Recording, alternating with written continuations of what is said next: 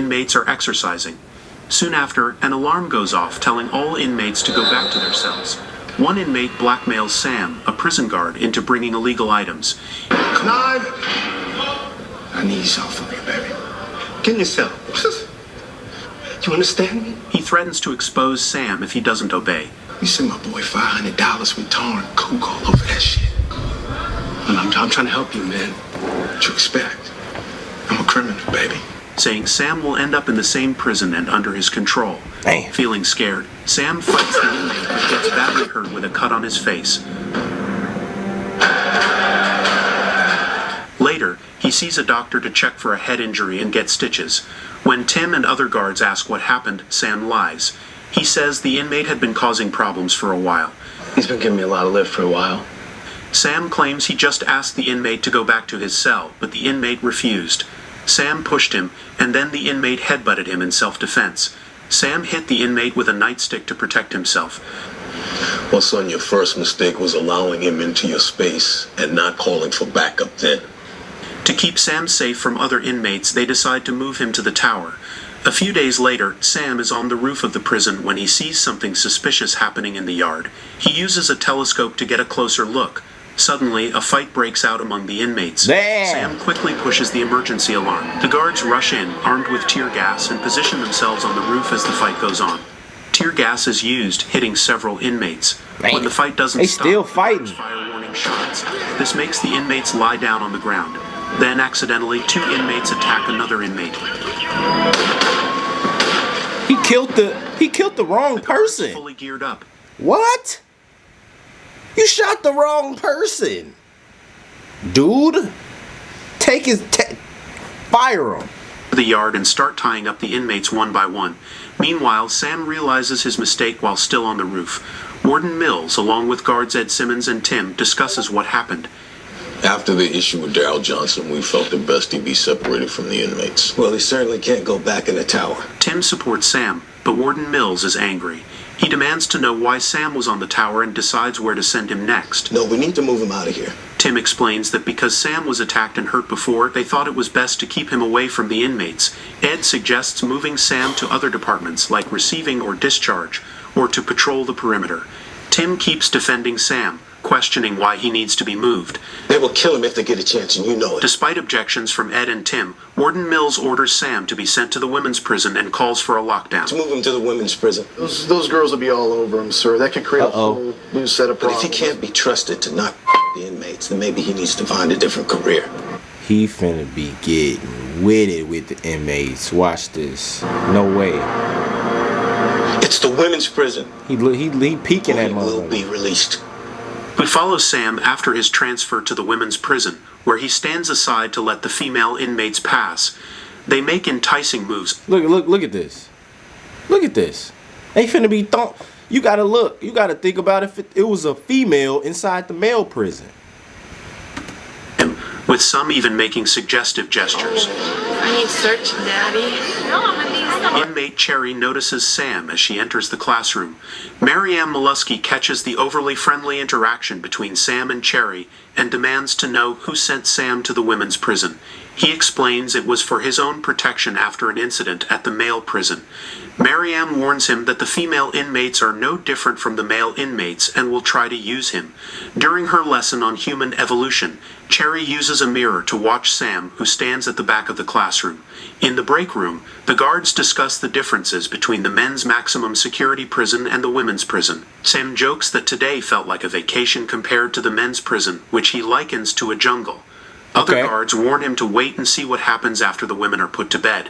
They tell him the inmates will cry. They're gonna cry, and they're gonna give you every sob story. They finna cry and lure you in so you can, you know what I'm saying? And, you know what I'm saying? Do your homework. Tell fake stories to get his attention and complain about guards watching them as they change clothes. There's guys in uniform having relationships with inmates. It's not just guys. Assholes come in every gender. Wow. He like, oh yeah, I'm next. Perfect. Let's get it bussin'. This is right up my alley. He finna They get his explain the ass unique done. dangers of the women's prison and advise Sam to act like a robot, following all the rules precisely. This prison Act like a robot.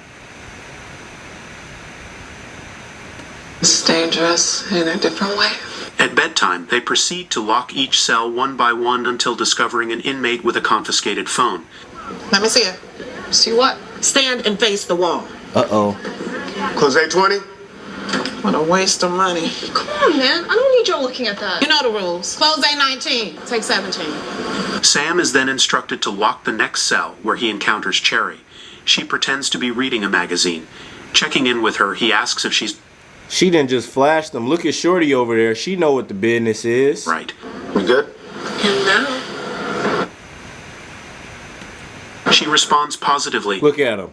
Oh man, I ain't got none in like 8 years. Requests her cell to be closed, Close A17. and he continues with his duties. The following day, Sam is standing He at the classroom door He's as the tense. inmates pass by. One inmate intentionally pushes Cherry into him. She grabs his jacket and says, "I'll see you tonight." A female guard tells him to get his head straight. Get your head out of here. Otherwise, these ladies will take advantage of his desperation. That same night, as Sam He's desperate. No way you finna be in there just banging on the shorties. instructs like that. inmates to turn off their bunk They lights. can't even properly wash up. I don't think they can, honestly. I don't know. I don't think they would be properly washed up because they're in a prison. So if you gotta smell like boo-boo all day, so nobody be messing with you.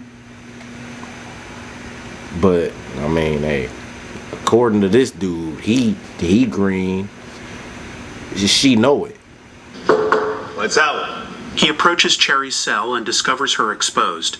Sam is deeply affected by his emotions as he They don't see him looking at her like continues to gaze at her.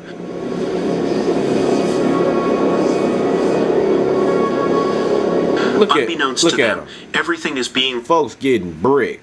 recorded on camera. The next day, Sam is in the control room. Cherry starts acting strangely. Yeah, she doesn't look too good. Radio me if she needs to go to the infirmary. Now buzz you through. When he comes closer, she pretends to have a pain in her side so she can go to the infirmary. What is it? My side, I don't know. Your stomach? My side, I don't know. Ask her if she can walk or if she needs a stretcher. You need a stretcher? I can walk. I can walk. He finna arch it.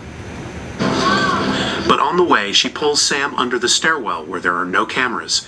It seems like a place. Gang, it's. But on the way, she You can pulls see Sam them. under the stairwell where there are no. You can see them. If they go right here, they see that they don't go through the door. Fire. Cameras.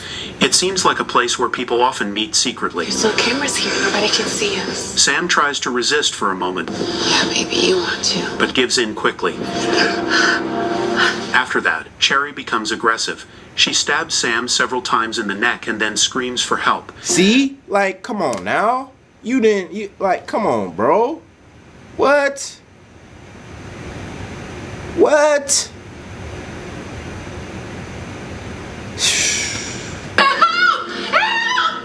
It looks like she's trying to make it seem like Sam attacked her and she defended herself. She crawls out of the stairwell, screaming for help. As if she wants people to think she survived an attack from the guard and that she was right to defend herself. Sam's lack of experience and innocence made him an easy target for the inmates who are used to violence. Isn't this a violation of her Miranda rights? She's in prison. She doesn't have Miranda rights in here. You have a lot to Excuse me? learn about inmates. There's an element of trust in place between the two of you that we do not have. A corrections officer has been killed and posthumously accused of rape. These girls have no options. I have a class to teach. I'm not going to miss it. We'd better get going then. What is it you're hoping I discover? There was no tearing of the vaginal wall. No scratches on his face or arms. No visible signs of a struggle on her body. Pencil stab to the neck 30 times seems evidence of a struggle. Those What, Shorty? No. offensive wounds. She suffered no defensive wounds. None. None. No defensive wounds. She gave it up. She opened willingly. Opened the doors. That coupled with the fact that his uncle was killed at almost the exact same time, we question it. Question what? The claim is self-defense. Well, that means you question the... Yes. But inmates are immune to our lies and they're immune to our threats. Just ask her what happened. Question the things that don't add up and show her the compassion you're known for. Compassion. Slim tax. You see he's like this. He's not pushing her over there like, go over here. Like, come on, bro. We haven't tried. We don't have it. That's why you're here.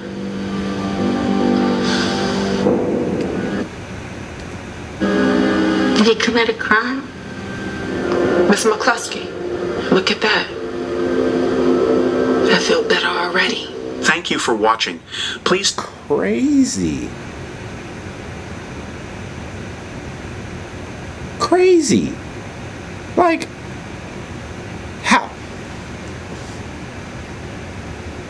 Dude just... I'm trying to figure out if she finna get in trouble for this, because she got to. Honestly, she got to, because... Yeah.